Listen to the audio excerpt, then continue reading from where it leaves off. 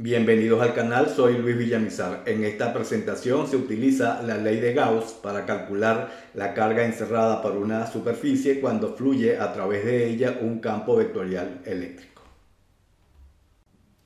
Ley de Gauss. Una de las leyes importantes de la electrostática es la ley de Gauss, la cual establece que el flujo del campo eléctrico E a través de una superficie cerrada S es igual al cociente entre la carga que hay en el interior de dicha superficie dividido por var epsilon sub 0. Esto es la integral de superficie del campo eléctrico E sobre la superficie S cerrada es igual a Q sobre var epsilon sub 0, donde var epsilon sub 0 es una constante llamada la permisividad del espacio libre, la cual depende de las unidades utilizadas. Como se ha de utilizar una integral de superficie de un campo vectorial, recordemos su definición.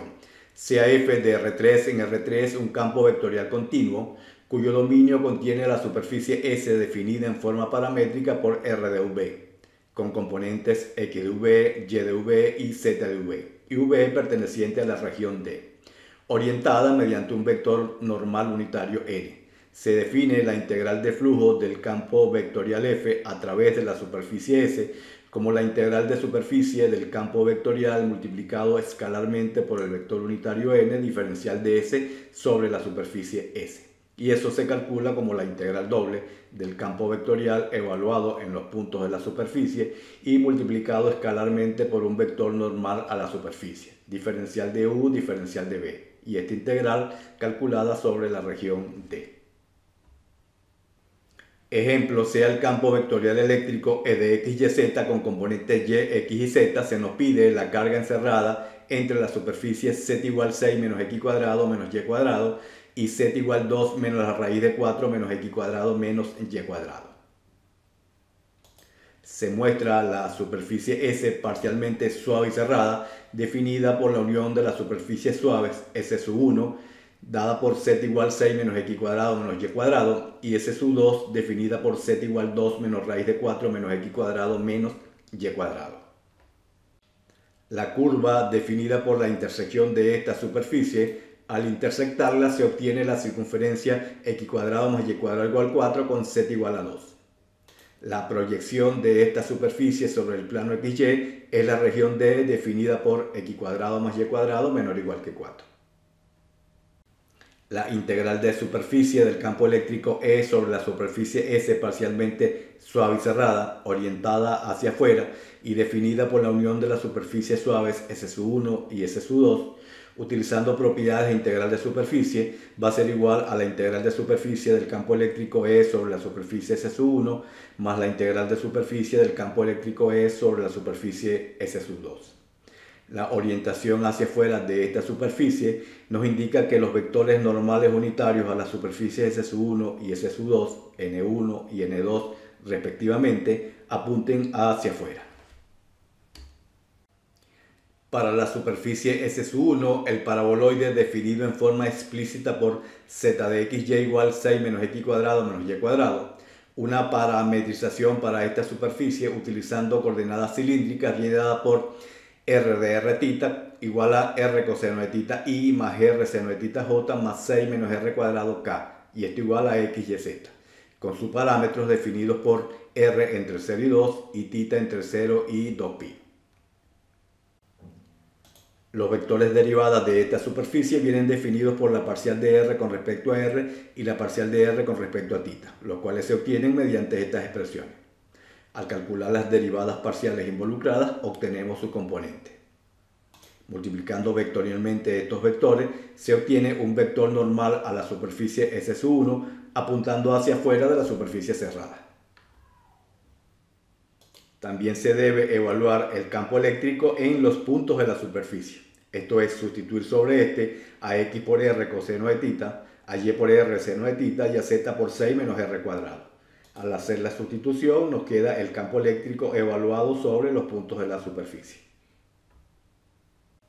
La integral de superficie del campo escalar E sobre la superficie S1 se calcula mediante esta integral doble. Haciendo las sustituciones, esto va a ser igual a la integral doble de este término que corresponde al campo eléctrico evaluado en los puntos de la superficie y multiplicado escalarmente por un vector normal a la superficie S1 y apuntando hacia afuera de la superficie cerrada, diferencial de R, diferencial de θ, y esto integrado sobre D1. Realizando este producto escalar y sustituyendo los límites de integración, nos queda esta integral doble, la cual resolveremos utilizando un software externo. Y esto nos da 16pi.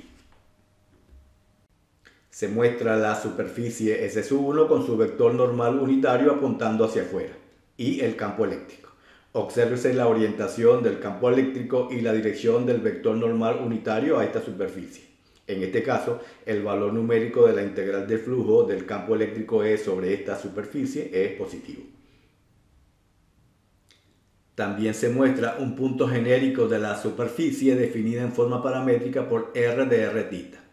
Si nos movemos a lo largo de la superficie para un valor de θ constante, se observa que R va desde R igual a 0 hasta R igual a 2 y los valores de θ van a estar entre 0 y 2pi. Para la superficie S2, el casquete esférico definido en forma explícita por z de xy igual 2 menos raíz de 4 menos x cuadrado menos y cuadrado, una parametrización para esta superficie, pero ahora utilizando coordenadas esféricas, viene dada por r de phi θ, igual a 2 seno de phi coseno de θ i, más 2 seno de phi seno de θ j, más 2 coseno de phi k, y esto igual a x y z, con su rango de parámetros definido por phi entre pi medio y pi, y θ entre 0 y 2pi. Sus vectores derivadas vienen dados por la parcial de r con respecto a phi y la parcial de r con respecto a θ. Calculando las derivadas parciales involucradas obtenemos sus componentes. Y al multiplicarlos vectorialmente se obtiene un vector normal a la superficie S2 apuntando hacia afuera de la superficie cerrada. También debemos calcular el campo eléctrico evaluado en los puntos de la superficie. En este caso vamos a sustituir a x por 2 seno de phi coseno de θ, a y por 2 seno de phi seno de θ y a z por 2 más 2 coseno de phi. Al hacer la sustitución nos queda E evaluado en R de phi θ. Para la integral de superficie del campo eléctrico E sobre la superficie S2, nuevamente utilizamos la definición mediante esta integral doble. Haciendo la sustitución nos queda la integral doble de este término que corresponde a E evaluado en los puntos de la superficie y multiplicado escalarmente por un vector normal a la superficie S2 y apuntando hacia afuera de la superficie cerrada. Y esto integrado con respecto a phi y con respecto a θ sobre la región de 2. Realizamos este producto escalar, sustituimos límites de integración y el valor numérico de esta integral lo calculamos utilizando un software externo. Y esto es igual a 8/3 pi negativo. Se tiene aquí la superficie S2 con su vector normal unitario apuntando hacia afuera y el campo eléctrico. Se observa que el campo eléctrico E entra a la superficie y el vector normal unitario a esta superficie apunta hacia afuera. El valor numérico de la integral de flujo del campo eléctrico E sobre esta superficie, como se obtuvo, es negativo. Se muestra aquí cómo se obtienen los parámetros de esta superficie parametrizada en coordenadas esféricas. El casquete esférico tiene como centro el punto 0,02 y como radio igual a 2. Para un punto genérico de este casquete esférico en coordenadas esféricas y phi medido desde el eje z, phi va a variar desde pi medio hasta pi y θ de 0 a 2pi. Sustituyendo los valores encontrados y multiplicando por la constante de permisividad, la carga neta encerrada por la superficie S es igual a 40/3 por pi por la constante de permisividad barra el seno sub 0. También podemos calcular la carga encerrada entre las superficies S1 y S2 mediante el teorema de la divergencia.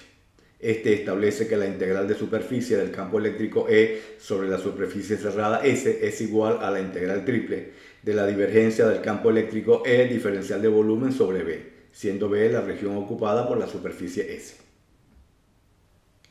La divergencia del campo eléctrico E es igual a la multiplicación escalar del operador Nabla con el campo eléctrico. y esto es igual a la parcial de la primera componente del campo con respecto a x, más la parcial de la segunda componente del campo con respecto a y, más la parcial de la tercera componente del campo con respecto a z. Al calcular estas derivadas parciales, esto es igual a 1. De allí nos queda que la carga encerrada entre las superficies S1 y S2, utilizando el teorema de la divergencia, es igual a la constante var L sin sub 0 por la integral triple de diferencial de volumen sobre B. Para obtener el valor numérico de esta integral, utilizamos un cambio a coordenadas cilíndricas, con x igual a r coseno de tita, y igual a r seno de tita y z igual z. El jacobiano de esta transformación a coordenada cilíndrica es igual a r. Y la región de integración en estas coordenadas tiene a r entre 0 y 2, a tita entre 0 y 2pi, y z entre 2 menos raíz de 4 menos r cuadrado y 6 menos r cuadrado.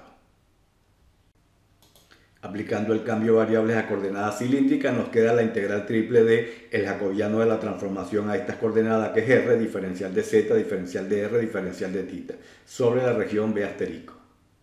Sustituimos límites de integración, integramos con respecto a z y evaluamos. Ahora integramos con respecto a r, y al evaluar r entre 0 y 2 nos queda esta integral con respecto a tita. Al calcularla se obtiene que la carga encerrada entre las superficies S1 y S2, utilizando el teorema de la divergencia, es igual a 40 tercios multiplicado por pi y multiplicado por la constante var L sin sub 0. Para mostrar cómo se obtienen los límites de integración, tenemos que el límite inferior de z está determinado por z igual 2 menos raíz de 4 menos x cuadrado menos y cuadrado. Y el límite superior para z es z igual 6 menos x cuadrado menos y cuadrado. Al transformar la coordenada cilíndrica, estos límites hay que transformarlos a estas coordenadas. Así que el límite inferior para z me queda como z igual 2 menos raíz de 4 menos r cuadrado, y el límite superior como z igual 6 menos r cuadrado. La proyección de esta región sobre el plano XY es el disco cuya frontera es la circunferencia, cuya ecuación es x cuadrado más y cuadrado igual 4. Al transformar la coordenada cilíndrica, los límites para r van a estar entre 0 y 2 y los límites para tita entre 0 y 2pi. Si te ha gustado esta presentación, suscríbete a mi canal, dame un me gusta y activa la campanita. Hasta una próxima oportunidad.